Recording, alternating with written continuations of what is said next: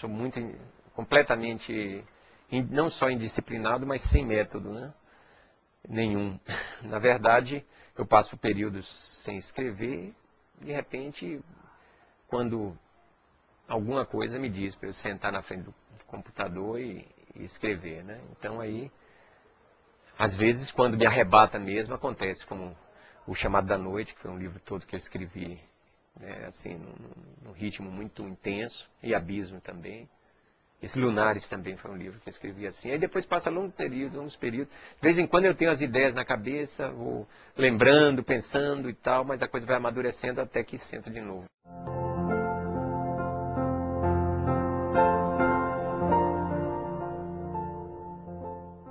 Leitura sempre, né? Eu acho que se tem algum vício, é o vício da leitura. É um vício bastante saudável, na verdade, porque é o que me alimenta bastante, né? Tanto a literatura como o cinema são duas coisas que me alimentam profundamente o espírito, né? Então, essa coisa da leitura, e a leitura são muito cruzadas, né? Eu não leio um livro termino ele para começar outro, eu leio vários livros de vez, tem uns 10, 15, 20 livros que vou lendo, pego um, pego outro, quer dizer, é uma coisa também nada disciplinada aí.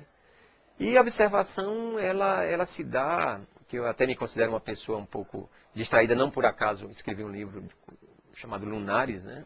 Que já dá um pouco a ideia dessa dimensão aí, um pouco muito imaginativa, muito pouco pé no chão. Mas é aquela observação de palavras, de imagens, de cenas que vão ficando e você fica lá no inconsciente e você diz, puxa vida, isso aqui dá um trabalho, dá outro. E às vezes eles desaparecem, lá adiante reaparecem, outras vezes desaparecem para sempre.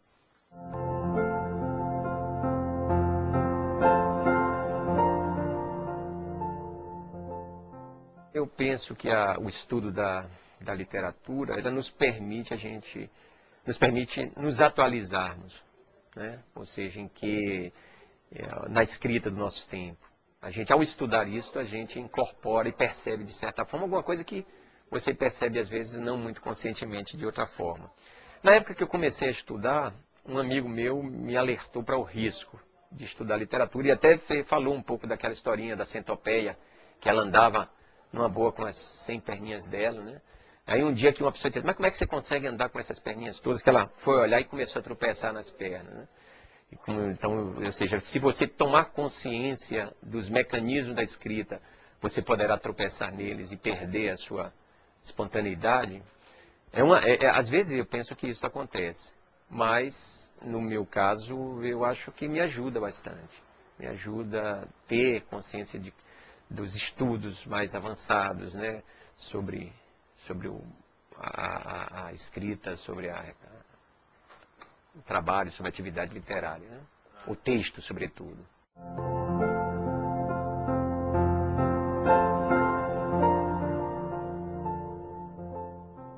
Eu não sei se poderia dizer que são influências, ou todos são influências, até aquele que você mais detesta, que você lê e que não quer escrever nada sobre ele, já é uma influência para o que você não deve fazer, né? Ou seja, você na verdade é cruzado pela linguagem, pelos diversos tipos, né? Através da leitura você se sente atravessado por todas essas potencialidades, as possibilidades estilísticas, as possibilidades de representação de personagens, de enfoque, né?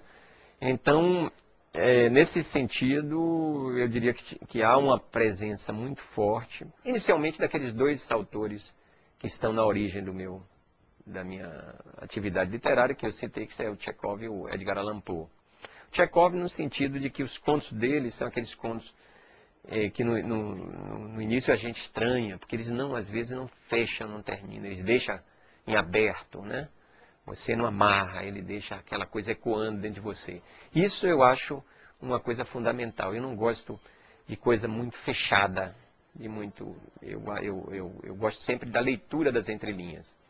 No Lunares tem uma parte, um capítulo que uns personagens imaginários aparecem para o personagem principal e começa a entrevistá-lo justamente sobre o processo de criação literária.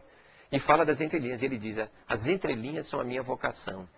Então, para mim, aqueles autores que me possibilitaram ter a percepção de que é muito interessante no processo da escrita você deixar em aberto para que o leitor, ele termine o livro do jeito que ele quiser. Eu acho isso fundamental.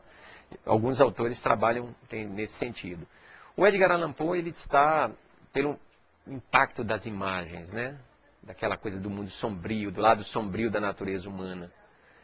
Não sei se talvez por isso tenho 3 títulos que remetem à noite, né? O Chamado da Noite, O Visitante Noturno e Lunares.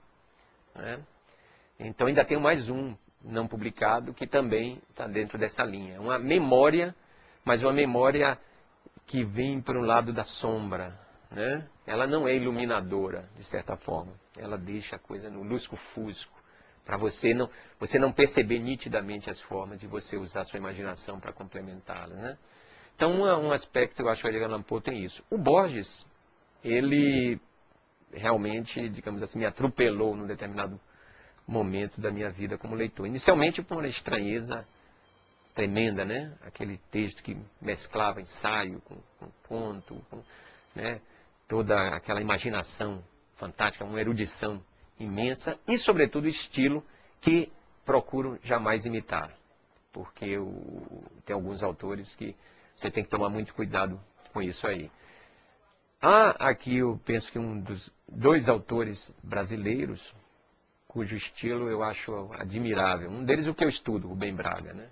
A concisão, a capacidade de, numa crônica, né, num espaço de texto pequeno, escrito muitas vezes à pressa, com muita pressa, você deixar múltiplas significações, um eco do lirismo, da poesia. E o outro, Graciliano Ramos, que é uma grande referência como escritor. Eu sou realmente um admirador. Sou mais da linha, do ponto de vista estilístico, de Graciliano Ramos do que da exuberância de Jorge Amado. Né? Então eu sou um pouco desse aspecto. Outro autor, Kafka, que é outro autor que abriu comportas, né? O mundo do sonho, o absurdo, também está muito marcante. E alguns outros que me iluminaram.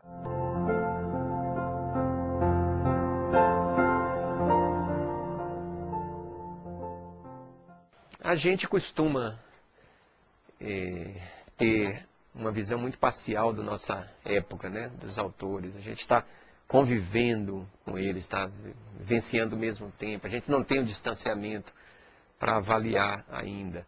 Aqui nós temos, inclusive aqui na Bahia, eu penso que temos aqui excelentes autores que estão apontando para um caminho novo de representação da nossa realidade, né?